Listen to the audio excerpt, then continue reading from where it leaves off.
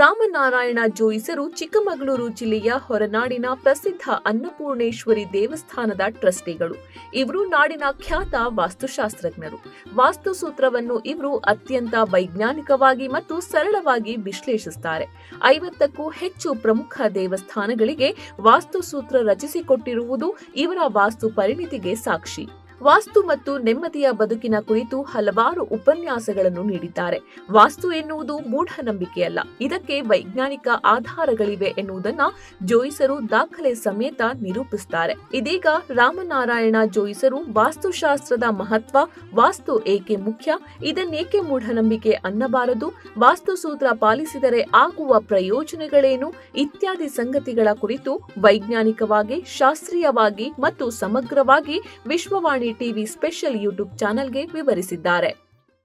ವಕ್ರತುಂಡ ಮಹಾಕಾಯ ಸೂರ್ಯಕೋಟಿ ಸಮಪ್ರಭ ನಿರ್ವಿಘ್ನಂ ಕುರುಮೇ ದೇವ ಸರ್ವಕಾರ್ಯೇಷು ಸರ್ವದ.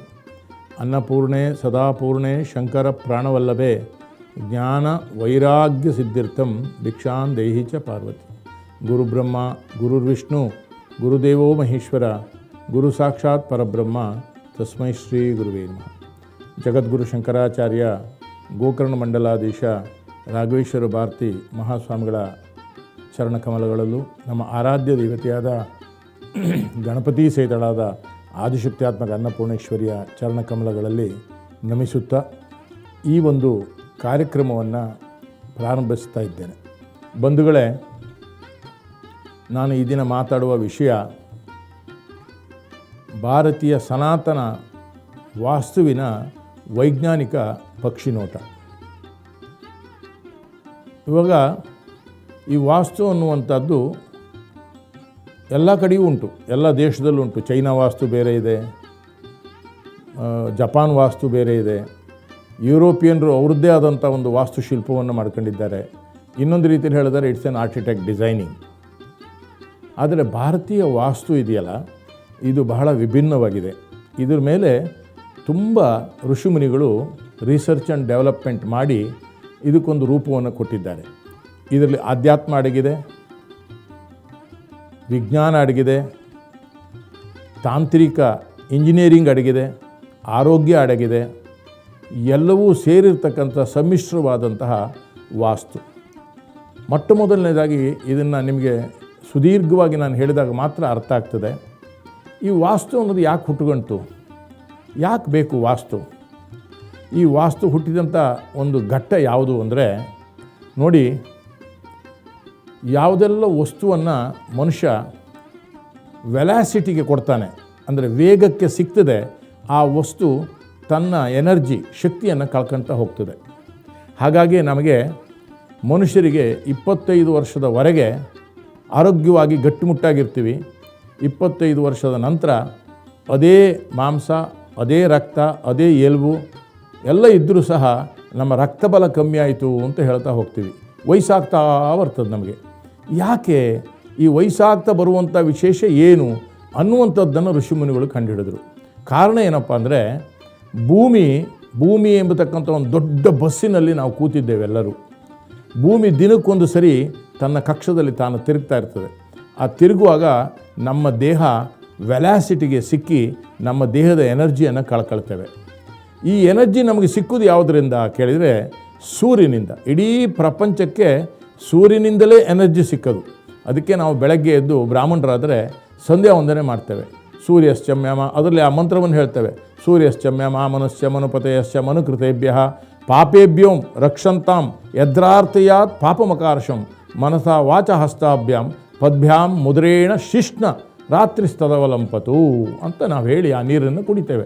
ಸೂರ್ಯನಿಗೆ ತೋರಿಸಿ ಏನಪ್ಪ ಅರ್ಥ ಇದರದ್ದು ಅಂದರೆ, ಸೂರ್ಯನಲ್ಲಿ ನಾವು ಬೇಡ್ತೇವೆ, ನನ್ನ ಮಾತಿನಿಂದ, ಶ್ರವಣದಿಂದ, ನೋಟದಿಂದ, ಶಿಷ್ಣದಿಂದ ನನ್ನ ಎಲ್ಲ ಎನರ್ಜಿ ಹೋಗಿದೆಯಪ್ಪ, ಈ ಎನರ್ಜಿಯನ್ನು ನನಗೆ ಕೊಡು ಅಂತ. ಇದು ಸೂರ್ಯ ಉದಯ ಆಗಿ ಮುಳುಗೋವರೆಗೆ ನಮಗೆ ಸಿಗ್ತದೆ. ಸೂರ್ಯ ಮುಳುಗಿದ ಮೇಲೆ ನಾವು ಎಲ್ಲೋ ಒಂದು ಕಡೆ ಮಲಗ್ತೇವೆ ರೆಸ್ಟಿಗೆ. ಅಲ್ಲಿ ನಮಗೆ ಎನರ್ಜಿ ಸಿಕ್ಕಬೇಕು, ಅಲ್ಲಿ ಎನರ್ಜೈಸ್ ಆಗಬೇಕು. ಈ ಒಂದು ವಿಜ್ಞಾನವನ್ನು ಕಂಡುಹಿಡಿದಿದ್ದು ವರಹಮಿಹಿರರು. 2ನೇ ಶತಮಾನದಲ್ಲಿ ನಮಗೆ ಹೋರಾಶಾಸ್ತ್ರ, ಜ್ಯೋತಿಷ್ಯ, ವಾಸ್ತು ಮತ್ತು ಖಗೋಳ ಇವಿಷ್ಟನ್ನು ಪ್ರಪಂಚಕ್ಕೆ ಕೊಟ್ಟವರು ವರಹಮಿಹಿರರು. ಆ ವರಾಹಮಿಹಿರರು ಏನು ಹೇಳ್ತಾರೆ ಅಂತ ಹೇಳಿದರೆ, ನೀವು ಎಲ್ಲಿ ಮಲಗ್ತೀರಿ ಆ ಮಲಗಿದ ಜಾಗದಲ್ಲಿ ನಿಮಗೆ ಎನರ್ಜಿ ಸಿಗಬೇಕು. ಬೆಳಗಿನಿಂದ ಸಾಯಂಕಾಲದವರೆಗೆ ಸೂರ್ಯ ಎನರ್ಜಿಯನ್ನು ಕೊಡ್ತಾನೆ. ಆ ಸೂರ್ಯ ಮುಳುಗಿದ ನಂತರ ಒಂದು ಕಡೆ ಪ್ರಾಣಿಗಳೇ ಆದರೂ ಸಮೇತ ಎಲ್ಲೋ ಒಂದು ಕಡೆ ಗುಹೆಯಲ್ಲಿ ಮಲಗ್ತವೆ. ಅದೇ ರೀತಿ ಮನುಷ್ಯನು ಮಲಗಬೇಕಾದ್ರೆ ಮೊದಲು ಗುಹೆಯಲ್ಲಿ ವಾಸಿಸ್ತಿದ್ದವನು. ಅದಕ್ಕೆ ಒಂದು ಮನೆಯನ್ನು ಕಟ್ಟಿ ಆ ಮನೆ ಒಳಗೆ ಆ ಸೂರ್ಯನ ಬಂದಂಥ ಬೆಳಗಿಂದ ಸಾಯಂಕಾಲದವರೆಗೆ ಏನು ಆ ಎನರ್ಜಿ ಇರ್ತದೆ, ಆ ಎನರ್ಜಿ, ಆ ಧನಾತ್ಮಕ ಶಕ್ತಿ ಆ ಮನೆ ಒಳಗೆ ಸ್ಟೋರ್ ಆಗಿ ಮಲಗಿದವರಿಗೆ ಅದು ಸಿಕ್ಕಬೇಕು.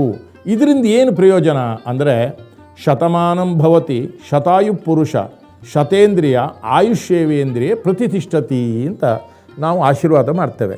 ಏನಪ್ಪ ಅಂದ್ರೆ 100 ಕಾಲ ಬದುಕು. 100 ಕಾಲ ಹೇಗೆ ಬದುಕು? ಶತಮಾನಂ ಭವತಿ ಶತಾಯು ಪುರುಷ ಶತೇಂದ್ರಿಯ, ನಿನ್ನ ಎಲ್ಲ ಇಂದ್ರಿಯಗಳು 100 ವರ್ಷ ಕೆಲಸ ಮಾಡಬೇಕು. ಕಣ್ಣು ಕೇಳ್ತಿರಬೇಕು, ಕಣ್ಣು ನೋಡ್ತಿರಬೇಕು, ಕಿವಿ ಕೇಳ್ತಿರಬೇಕು, ಹೊಲ್ಲು ಗಟ್ಟಿ ಇರಬೇಕು, ಆರೋಗ್ಯವಂತನಾಗಿ ಸಾಯಿ. ಯಾಕೆಂದರೆ ಹುಟ್ಟು ಅನ್ನುವಂಥದ್ದು ಆಕಸ್ಮಿಕ, ಸಾವು ಅನ್ನುವಂಥದ್ದು ಅನಿವಾರ್ಯ. ಬಿಟ್ವೀನ್ ಆಕ್ಸಿಡೆಂಟ್ ಆ್ಯಂಡ್ ಅನ್ಅವಾಯ್ಡಬಲ್ ಜೀವನ ಎಂಬತಕ್ಕಂಥದ್ದು ನಾವು ನಡೆಸ್ತಾ ಇದ್ದೇವೆ. ಈ ಜೀವನವನ್ನು ಸರಿಯಾದ ರೀತಿಯಲ್ಲಿ ನಡೆಸಲಿಕ್ಕೆ ಬೇಕಾಗುವ ಮೊಟ್ಟ ಮೊದಲನೇ ಕ್ರಿಯೆ ಅಂದರೆ ವಾಸ್ತು. ಇದನ್ನು ಋಷಿಮುನಿಗಳು ಕಂಡುಹಿಡ್ಕೊಂಡು ಅವನಿಗೆ ವಯಸ್ಸಾಗ್ತದೆ, ವಯಸ್ಸಾದ ಮೇಲೂ ಸಾಯೋವರೆಗೂ ಅವನು ಸದೃಢನಾಗಿ ಇದ್ದು ಅನಾಯಾಸೇನ ಮರಣಂ ವಿನಾ ದೈನ್ಯೇನ ಜೀವನಂ ಅಂತ ಹೇಳಿದ ಹಾಗೆ ಅನಾಯಾಸವಾದ ಮರಣ ಅವನಿಗೆ ಸಿಕ್ಕಬೇಕು ಅಂತಾದರೆ ಅವನು ಆ ರಾತ್ರಿ ಮಲಗುವ ಜಾಗದಲ್ಲಿ, ಎನರ್ಜಿ ಸಿಗುವ ಜಾಗದಲ್ಲಿ ಮಲಗಬೇಕು. ಇದನ್ನು ಕಂಡುಹಿಡಿದು ವಾಸ್ತುವನ್ನು ಅವರು ಶುರು ಮಾಡಿದರು. ಇನ್ನೊಂದು ಹೇಳ್ತಾರೆ, ವಾ ಅಸ್ತು, ಏನೆಲ್ಲ ಆ ಮನೆಯಲ್ಲಿ ಚಿಂತನೆ ಮಾಡ್ತಾನೆ ಅವೆಲ್ಲವೂ ಅವನಿಗೆ ಸಕ್ಸಸ್ ಆಗ್ತಾ ಬರ್ತದೆ. ಹಾಗಾದ್ರೆ ವಾಸ್ತು ಅಂದರೆ ಏನಾಗ್ತದೆ? ಸೂರ್ಯನಿಂದ ಯಾವ ರೀತಿಯ ಪ್ರಕ್ರಿಯೆಗಳಲ್ಲಿ ನಮಗೆ ಇದು ಸಿಗ್ತದೆ ಅಂತ ನಾವು ಯೋಚನೆ ಮಾಡಿದಾಗ ನೋಡಿ, ಬೆಳಗಿನ ಜಾವ 3 ಗಂಟೆಗೆ ಬ್ರಾಹ್ಮಿ ಮುಹೂರ್ತ ಅಂತ ನಾವು ಹೇಳ್ತೇವೆ. ಬ್ರಾಹ್ಮಿ ಮುಹೂರ್ತ 3ರಿಂದ 6ಕ್ಕೆ ಅರುಣೋದಯ, ಕಿರಣೋದಯ, ಸೂರ್ಯೋದಯ ಅಂತ. ಬೆಳಗಿನ ಜಾವ 3 ಗಂಟೆಗೆ ಅರುಣೋದಯ ಆಗ್ತದೆ. ಅರುಣೋದಯ ಆದಮೇಲೆ ಕಿರಣೋದಯ ಆಗ್ತದೆ. 6ವರೆಗೆ ಕಿರಣೋದಯ ಆಗ್ತದೆ. 6 ಗಂಟೆಗೆ ಕಿರಣೋದಯ ಆಗ್ತದೆ. 6ವರೆಗೆ ಸೂರ್ಯೋದಯ ಆಗ್ತದೆ. ಈ ಅರುಣೋದಯಕ್ಕೂ ಕಿರಣೋದಯಕ್ಕೂ ಮಧ್ಯ ಓಝೋನ್ ರಿಲೀಸ್ ಆಗ್ತದೆ. That is called O3. ಅದು ಭೂಮಿಯ 1.5 ಅಡಿ 2 ಅಡಿ ಎತ್ತರದಲ್ಲಿ ಅದು ಇರ್ತದೆ. ಅದು ಮನುಷ್ಯನಿಗೆ ಸಿಕ್ಕಬೇಕು ಬಾಡಿಗೆ. ಅದು ಸಿಕ್ಕಿದಾಗ ಬಾಡಿ ಎನರ್ಜೈಸ್ ಆಗೋದು. ಅದು ಯಾವ ಮನೆ ಒಳಗೆ ಎಷ್ಟು ಪ್ರವೇಶ ಆಗ್ತದೆ, ಹೇಗೆ ಪ್ರವೇಶ ಆಗಬೇಕು, ಅದೇ ರೀತಿ ಸೂರ್ಯ ಮುಳುಗುವಾಗ ಪುನಃ ಋಣಾತ್ಮಕವಾದಂಥ ಕಿರಣಗಳು ಅವನಿಂದ ಬರ್ತದೆ. ಅವು ಎರಡೂ ಸಮೇತ ಪ್ರತಿಯೊಂದು ಮನೆ ಒಳಗೂ ಪ್ರತಿದಿನ ಒಂದು ಆಟಮ್ ಬಾಂಬ್ ಹಾಕಿದಂಗೆ ಉತ್ತರ ಧ್ರುವ ಮತ್ತು ದಕ್ಷಿಣ ಧ್ರುವ ಒಂದನ್ನೊಂದು ಘರ್ಷಿಸಿ ಅದರಲ್ಲಿ ಒಂದಷ್ಟು ಅಂಶ ಧನಾತ್ಮಕವಾದಂಥ ಅಂಶಗಳು, ಆಟಮ್ಗಳು ಉಳಿತು ಅಂತಾದರೆ ಆ ಮನೆಯಲ್ಲಿ ಬದುಕೋರಿಗೆ ಆ ಎನರ್ಜಿ ಸಿಗ್ತದೆ. ಇದು ವಾಸ್ತುವಿನ ಪರಿಕಲ್ಪನೆ. ಹೇಗೆ ಅಂತೇಳಿದರೆ ನೋಡಿ, ಸೂರ್ಯನಲ್ಲಿ 2 ಭಾಗ ಇದೆ. ಇಡೀ ಪ್ರಪಂಚ ನಡೀತಿರೋದು ಇವತ್ತು ಮ್ಯಾಗ್ನೆಟಿಕ್ ಫೀಲ್ಡಲ್ಲಿ. ಯಾವುದೇ ವಸ್ತು ತಗೊಳ್ಳಿ, ಮರ ತಗೊಳ್ಳಿ, ನೀವು ಭೂಮಿ ತಗೊಳ್ಳಿ, ಕಲ್ಲು ತಗೊಳ್ಳಿ, ಮನುಷ್ಯ ತಗೊಳ್ಳಿ, ಪ್ರಾಣಿ ತಗೊಳ್ಳಿ, ಈ 2 ವಸ್ತು ಇದ್ದೇ ಇದೆ. One is matter, one is energy. ಪ್ರಕೃತಿ ಮತ್ತು ಪುರುಷ, ಇವೆರಡರ ಸಂಯೋಜನೆಯಿಂದ ಇಡೀ ಪ್ರಪಂಚ ಇವತ್ತು ಆಗಿರೋದು. ಅದರ ಏನು ಹೇಳ್ತಾರೆ ಈಗ, ಪರ್ಮುಟೇಷನ್ ಆ್ಯಂಡ್ ಕಾಂಬಿನೇಷನ್. ಯಾವುದೋ ಒಂದಷ್ಟು ಉತ್ತರ ಧ್ರುವ ಮತ್ತು ಒಂದಷ್ಟು ದಕ್ಷಿಣ ಧ್ರುವ ಸಿಕ್ಕಿದಾಗ ಕಲ್ಲಾಗ್ಬೋದು, ಮತ್ತೊಂದಷ್ಟು ಉತ್ತರ ಧ್ರುವ ದಕ್ಷಿಣ ಧ್ರುವ ಮಿಕ್ಸ್ ಮಾಡಿದಾಗ ಮನುಷ್ಯ ಆಗ್ಬೋದು, ಆ ಮನುಷ್ಯನಲ್ಲೂ ವಿಭಿನ್ನತೆ ಹುಟ್ಟಬೋದು. ಈ ರೀತಿ ವಿಭಿನ್ನವಾಗಿರ್ತಕ್ಕಂಥ ಮ್ಯಾಚಿಂಗ್ ಇದೆಯಲ್ಲ, ಇದು ಸೂರ್ಯನಿಂದ ಬರುವಂಥ ಕಿರಣದಲ್ಲಿ ಆಗೋದು. ಸೂರ್ಯನಿಂದ 7 ಕಿರಣಗಳು ಬರ್ತವೆ. ಆ 7 ಕಿರಣಗಳಲ್ಲಿ ಯಾವ್ಯಾವ ಕಿರಣ ಏನೇನು ಮಾಡ್ತದೆ ಅಂತ ಇದಕ್ಕೆ ಹೇಳ್ತಾರೆ ಲೈಟ್ ಥೆರಪಿ ಅಂತಲೂ ಉಂಟು. ಒಂದು ನಾವು ಈಗ ಹುಟ್ಟಿದ ಮಗು ಸಡನ್ನ ಈಗ 7 ತಿಂಗಳಿಗೆ ಒಂದು ಮಗು ಹುಟ್ಟುಬಿಡ್ತಪ್ಪ, ಅದಕ್ಕೆ ಕೂಡಲೇ ಜಾಂಡೀಸ್ ಬರ್ತದೆ. ಆ ಜಾಂಡೀಸ್ ಹೋಗಲಿಕ್ಕೆ ಗ್ರೀನ್ ಕಲರ್ ದೀಪವನ್ನು ಹಾಕ್ತಾರೆ, ಗ್ರೀನ್ ಕಲರ್ ಲೈಟನ್ನು ಹಾಕ್ತಾರೆ. ಯಾಕೆಂದರೆ ಹಸಿರು ಬಣ್ಣ ಮನುಷ್ಯನ ಬಾಡಿಯನ್ನು ಎನರ್ಜೈಸ್ ಮಾಡ್ತದೆ. ಅದೇ ರೀತಿ ವೈಲೆಟ್ಟಿನ ಕೆಲಸವೇ ಬೇರೆ, ರೆಡ್ ಅಲ್ಟ್ರಾವೈಲೆಟ್ ರೆಡ್ ರೇಸಿನ ಕಲರೇ ಬೇರೆ. ಈ ರೀತಿ ಒಂದೊಂದು ಬಣ್ಣದಿಂದ ಒಂದೊಂದು ಗುಣಗಳು ಬರ್ತವೆ. ಅದೇ ರೀತಿ ಸೂರ್ಯನಿಂದ 7 ಬಣ್ಣಗಳು ಬರ್ತವೆ ಭೂಮಿಗೆ. ಪ್ರತಿ ಕಿರಣದಲ್ಲೂ 7 ಬಣ್ಣ ಇರ್ತದೆ. ಇದು ಇರ್ತಕ್ಕಂಥ ಸೂರ್ಯನಲ್ಲಿರ್ತಕ್ಕಂಥ ಒಂದು ವಿಚಾರ. ಸೂರ್ಯನಲ್ಲಿ 2 ಭಾಗ ಉಂಟು, ಒಂದು ಉತ್ತರ ಧ್ರುವ, ಇನ್ನೊಂದು ದಕ್ಷಿಣ ಧ್ರುವ. ಈ ಉತ್ತರ ಧ್ರುವ ಮತ್ತು ದಕ್ಷಿಣ ಬೆಳಗಿನ ಸೂರ್ಯ ಏನಿದೆ, ಇದೆಲ್ಲ ಉತ್ತರ ಧ್ರುವದ ಕಿರಣಗಳನ್ನು ಭೂಮಿ ಮೇಲೆ ಬಿಡ್ತಾ ಇರ್ತಾನೆ. ಇದು ಎಲ್ಲೆಲ್ಲಿ ಭೂಮಿ ಮೇಲೆ ಈ ಉತ್ತರ ಧ್ರುವದ ಬೆಳಗಿನ ಸೂರ್ಯದ ಕಿರಣಗಳು ಬೀಳ್ತಾವೋ ಅವೆಲ್ಲವೂ ಎನರ್ಜೈಸ್ ಆಗ್ತದೆ. ಒಂದು ಆಟಮಿಗೆ ಒಂದು ಆಟಮ್ ಹತ್ತಿರ ಬರ್ತದೆ. ಯಾಕೆಂದರೆ ಭೂಮಿ ಬೇಸಿಕಲಿ ಪ್ರಕೃತಿ ಅದು minus. Opposite poles attract each other. ವಿಭಿನ್ನವಾದಂಥ ಧ್ರುವಗಳು ಒಂದಕ್ಕೊಂದು ಹತ್ತಿರ ಬರ್ತವೆ. ಒಂದೇ ಥರದ ಧ್ರುವ same poles repels each other, ಒಂದನ್ನೊಂದು ದೂರ ಹೋಗ್ತದೆ. ಹಾಗಾದ್ದರಿಂದ ಇದು ಭೂಮಿಗೆ ಉತ್ತರ ಧ್ರುವದ ಕಿರಣ ಬಂದಾಗ ಆ ಜಾಗದಲ್ಲಿ ಫಲವತ್ತತೆ ಬರ್ತದೆ, ಎನರ್ಜೈಸ್ ಆಗ್ತದೆ. ಅದೇ ಮಧ್ಯಾಹ್ನದ 12 ಗಂಟೆ ಮೇಲಿನ ಸೂರ್ಯನ ಕಿರಣಗಳು ಎಲ್ಲೆಲ್ಲಿ ಬೀಳ್ತದೆ ಅವು ಎಲ್ಲವೂ ಸಹ ಒಂದು ಆಟಮು ದೂರ ಸರಿತಾ ಬರ್ತದೆ. ನೀವು ಬಹುಶಃ ನೋಡಿರ್ಬೋದು, ಭಾಳಷ್ಟು ಕಡೆ ಉದಾಹರಣೆ ಹೇಳಿದರೆ ಈ ಮಳೆಗಾಲದಲ್ಲಿ ಸಿಕ್ಕಾಬಟ್ಟೆ ಜರಿಯುವಂಥ ಜಾಗ ಎಲ್ಲವೂ ಸಹ ದಕ್ಷಿಣ ಸ್ಲೋಪ್ ಇರ್ತದೆ, ಇಲ್ಲ ಪಶ್ಚಿಮ ಸ್ಲೋಪ್ ಇರ್ತದೆ. ಹಾಗಾಗಿ ನಾವು ಆಶೀರ್ವಾದ ಮಾಡುವಾಗಲೂ ಉತ್ತರೋತ್ತರ ಶ್ರೇಯಸ್ ಅಭಿವೃದ್ಧಿರಸ್ತು ಅಂತ ಹೇಳೋದು. ಉತ್ತರೋತ್ತರವಾಗಿ ಬೆಳಿ. ಯಾಕೆಂದರೆ ಉತ್ತರದಲ್ಲಿ ಇರುವಂಥದ್ದು ಎನರ್ಜಿ ಸೆಂಟರ್ ಇರೋದು ಉತ್ತರ ದಿಕ್ಕಿನಲ್ಲಿ. ನೀನು ಉತ್ತರೋತ್ತರವಾಗಿ ಬೆಳಿ, ನಿನಗೆ ಉತ್ತರೋತ್ತರವಾಗಿ ಆ ಎನರ್ಜಿ ಸಿಕ್ಕಲಿ ಅನ್ನುವಂಥದ್ದನ್ನು ಆಶೀರ್ವಾದ ಮಾಡೋದು. ದಕ್ಷಿಣ ಅಭಿವೃದ್ಧಿರಸ್ತು, ಪೂರ್ವ ಪಶ್ಚಿಮ ಅಭಿವೃದ್ಧಿರಸ್ತು ಅಂತ ಯಾರೂ ಆಶೀರ್ವಾದ ಮಾಡೋದಿಲ್ಲ. ಪ್ರತಿಯೊಂದು ಸನಾತನ ಧರ್ಮದಲ್ಲಿ ಇರೋದು ಪೂರ ವಿಜ್ಞಾನ. ವೇದ ಅನ್ನುವಂಥದ್ದು it is nothing but science. ಅದರಲ್ಲಿ ಪುಣ್ಯ ಪಾಪಗಳು ಏನೂ ಇಲ್ಲ, ಸ್ವರ್ಗ ನರ್ಕಗಳು ಏನೂ ಇಲ್ಲ. ಅದರಲ್ಲಿ ವಾಸ್ತುವು ಒಂದು, ಖಗೋಳವೂ ಒಂದು, ಜ್ಯೋತಿಷ್ಯವೂ ಒಂದು, ಆಯುರ್ವೇದವೂ ಒಂದು. ಆ ರೀತಿ ಈ ಸೂರ್ಯನಿಂದ ಬಂದಂಥ ಈ ಕಿರಣಗಳಲ್ಲಿ ಉದಾಹರಣೆಗೆ ನೋಡಿ, ಅಲ್ಟ್ರಾ ವೈಲೆಟ್ ರೆಡ್ ರೇಡಿಯೇಷನ್ ಅದು ನೀವು ಅಡುಗೆ ಮನೆಗೆ ಬಿದ್ದರೆ ಅಲ್ಲಿ ಅಡುಗೆ ಮಾಡಲಿಕ್ಕೆ ಬಹಳ ಉತ್ತಮವಾದಂಥ ಕೆಲಸಗಳು ಈಸಿಯಾಗಿ ಆಗ್ತವೆ.